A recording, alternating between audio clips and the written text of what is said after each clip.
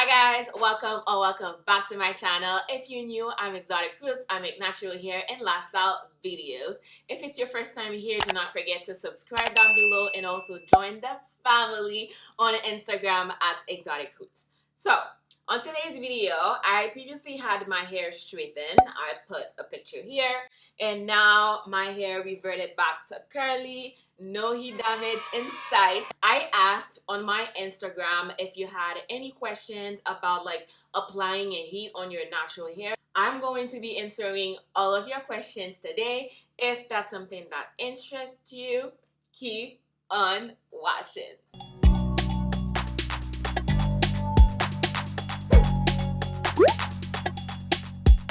Okay, so the first question is, how often should you use heat on fine hair? If we're being completely honest, a heat and fine hair, they don't really work well together. Fine hair is 10 times more likely to get heat damage compared to like a medium or thicker hair strand. So I would limit it as much as possible to maybe once or twice a year. And whenever you're applying heat, make sure that you're taking all of the precautions, you're washing your hair properly, and then you're using a heat protectant. So there's not really a specific number. However, I would try to limit it as much as I can. Does your hair smell like cheveux repassé after straightening? If you're not French, cheveux repassé, what it means is that when you would use like the hot comb where you were a child, and then your hair would smell like burnt, basically. No, it doesn't smell like that. My hair smelled like the products that I used prior. It smelled like the heat protectant and the conditioner that I used prior. If your hair smells like burnt, it's probably because they used a lot of products prior to using heat. So if they used like a butter or oil, I know someone, she used to use coconut oil before straightening her hair, and yeah, that's a no-no. A big no-no. What products do you use on your hair when it's blow dried, flat iron? So to upkeep my hair, to maintain it throughout the week, I would just use a hair serum. I would not use any leave-ins or any creams because my hair would revert back to curly if I used a water-based product. So if I used a leave-in or even gels, I would only use gels, like a very tiny amount of gels around my edges to lay them down. But for me, I only used edge control and a hair serum. That's it. I did not apply any other products because when you have straight hair, you want it to be flowy and light. You don't want to be piling up products on your hair. You can get away with it if you have relaxed hair because your hair won't be reverting back to curly. But if you have natural hair, any contact with water or humidity, it will revert back to curly. How can I know if a salon will give me a good silk press? So the first thing that you need to do before going to any hair salon is to look at their Instagram profile. They will show their work. They will show if they've been working on textures similar to yours. Maybe look at the comments. Look at people that tag them. Look at all of that so you can gauge if the hair salon is a good fit for you. Do you use any heat protectant? If yes, which one? Yes, I do use the one, and it's the key product whenever you're styling your hair with heat. I use the Chi Iron Guard, I believe. I'll put a picture. I use two, and then you can find both of them on Amazon. I'll put the link in the description box below. I'm scared of heat damaging my hair. Any particular product or method you would recommend? I filmed a whole routine. I'll link the video above and down below of my whole process of strengthening my hair and products that I use and all of that. You can check that out. I explained everything. Do you only straighten your hair once, or can you do it a few days after? So for me, I only did it once. And why? It's because the time that I did it, I really took my time to go section by section to make sure that I achieved the best results as possible. Now, heat damage happens with repetition. The more that you apply the heat on your hair, the more likely you will get heat damage. For me, I only do it once. However, let's say you have an event that you need to go, it was for a wedding, or there's an event that you wanted your hair to be super sleek.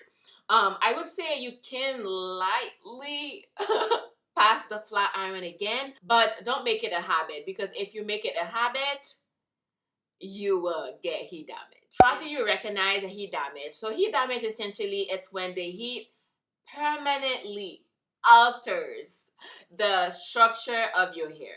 So let's say this section, you can see that it's super curly. You see the curls right here? If it was heat damaged, it would be like this, as if I had a relaxer. You might also notice that your hair becomes looser, even if it's still curly, but it's not as tight as before. And I know a lot of people, when they see that, they're super excited because their hair is a little bit looser, but no, your hair is fried. Then you'll notice when your new growth is gonna come in, the texture is gonna be different from the length of your hair. I know a lot of hair salons in Haiti. I know my mom, actually, that happened to my mom. She had to go to my brother's wedding, and the hair salon was like, oh yeah, straighten your hair like before, and then after that, the curls are gonna be looser. Well, you're just giving her heat damage on purpose because you want the curls to be looser. Yeah, there's not really a vibe. How many times a year can you straighten your hair? I mean, it's really up to you. I would definitely limit it because, again, if you're wearing your hair curly, you want your curls to stay intact. Heat damage happens with repetition. So if you keep doing it, let's say you're straightening your hair every 2 weeks or every 4 weeks, every 6 weeks, you might notice a change in your curl pattern, and then they might become a little bit looser. What type of iron do I use, ceramic or vapor? So I use a ceramic flat iron. I got it from Marshall. It was, I think, under $100. And I'm not really picky, although I really want to get the GHD flat iron, but it's $300 and I'm not there yet. I've seen the vapor one as well that they use at the hair salons. They used that a couple of times on my hair while I was transitioning. I lived back in Haiti and it performed well, I guess. But for me, I only have access to the ceramic one, so that's what I use. Do you have any heat damage? No, I've never experienced heat damage, thank God. But I also make sure to really pay attention whenever I'm using heat. I'd rather style my hair myself whenever I'm using heat because I can control the amount of heat that I apply on my hair. Sometimes when you go to the hair salon, they will put the highest amount of heat because they want you to get out of the hair salon looking fly, but then your hair is also fried. So you have to really be careful with that. You can still go through hair salon, just make sure that you're communicating with your hairstylist that she does not use a lot of heat on your hair. Might be obvious, but do you know if only blow drying can cause heat damage, not the flat iron? So blow drying, it really depends on how you're using the blow dryer. So if I'm using the blow dryer to only diffuse my hair, it's not direct heat that I'm applying on my hair, that won't cause heat damage. So if you're using a hooded dryer or if you're using a diffuser, it's not going to cause heat damage. The blow dryer, when it causes heat damage, is if you're doing a Dominican blowout and they just go here and then they turn it around. Your hair is like, you wanted me to be straight? Okay, say less. So it just won't revert back to curly. Blow drying once or a couple of times a year won't give you heat damage. But the moment that you make a habit, you might experience damage on your hair. How do I protect the front of my hair from sweat? I would need to be active so I can protect it from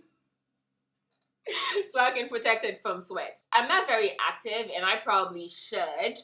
Honestly, you can use a bando whenever you're about to work out, so then it will soak up the sweat that you would produce around like your scalp. But it's not a perfect solution because you might notice that your hair returns back to curly with the sweat that you're producing. I think we just have to make peace with the fact that if we're working out, the suppress won't be lasting us 3 weeks or 2 weeks. After 1 week and a half, I think it's the cap. Girl, Dyson, how many times a month do you apply the diffuser? Do I use the diffuser? So the diffuser, I don't really consider it as direct heat. I just lightly hover it around my hair to dry it out. So I don't really consider it as a direct heat on my hair. I use a diffuser almost every week. Every time that I wash my hair, I either go under the hooded dryer or I use a diffuser or air dry. Since I live in Canada and it's very cold during the winter time, so I would never really go out with my hair wet. So I would always use a diffuser whenever I wash my hair. Which heat level are you using with my Dyson? So, if you don't know, I have a blow dryer that is a Dyson that I use most of the time, like 90% of the time whenever I need to dry my hair. And I use high heat and high volume because I don't have the time for cold air or medium heat. Like, I want my hair to dry in 20 minutes, 25 minutes, and then I'm done. Because when you're using cold air on your hair, it's actually detrimental to your hair because you're manipulating it so much that you might experience breakage. I see people, they say, oh, I don't want to use a lot of heat on my hair, so I'm going to use this on extra cold hair. And then for this little section to dry, they have to go like 20 times with the blow dryer, hoping that this piece will dry. You can just do it 4 times with the correct heat setting, and then after that, you're done. And another question, do I use a heat protectant when I diffuse my hair? No, I don't, because I already have a lot of product in my hair whenever I'm doing a wash and go. So I only use a leave-in, a gel, or just a gel for my wash and go, and then I just diffuse it. The heat from the diffuser, it's not direct heat, so it won't really alter your curls. I stretch my curls, usually in a rush. I use the dryer on high just to be fast. Is that okay? Yes, it's completely okay. That's what I do on my hair as well. And it's fine. We are all pressed on time and we can't be out here drying our hair with cold air. Like, that defeats the purpose. Just air dry at this point. And then the last question is, how do I keep it straight without having to reapply heat every day? So it all depends on how you sleep with it. You can wrap your hair around, like you would split it here and then you just wrap it. And then you put on a satin scarf. I don't really do that. What I do is I install maybe 4 flexi rods, but it won't keep your hair straight. If you want to keep your hair straight, I would definitely suggest that you wrap it at night and use a satin scarf to like make sure that it's patted down. But for me, I still do like a little bit of texture around my ends, so I do use 2 or 4 or 6 flexi rods, and then this also gives me a little bit more volume. And another thing that I wanted to say to keep it straight without having to apply a lot of heat is when you're taking your shower. I know some of you guys be going in the shower without a bonnet. The humidity and the heat in the shower will revert your hair back and make it a little bit more frizzy. So whenever you're taking a shower, make sure that you have double protection with the bonnet, with your satin scarf, so then water and humidity does not penetrate your hair. So that's pretty much it. Hopefully I answered all of your questions. If you do have any more questions, leave them for me down below in the comment section. I will get back to you. Follow me on Instagram, join the family. I promise I'm way more fun in stories. So until next time, guys, bye.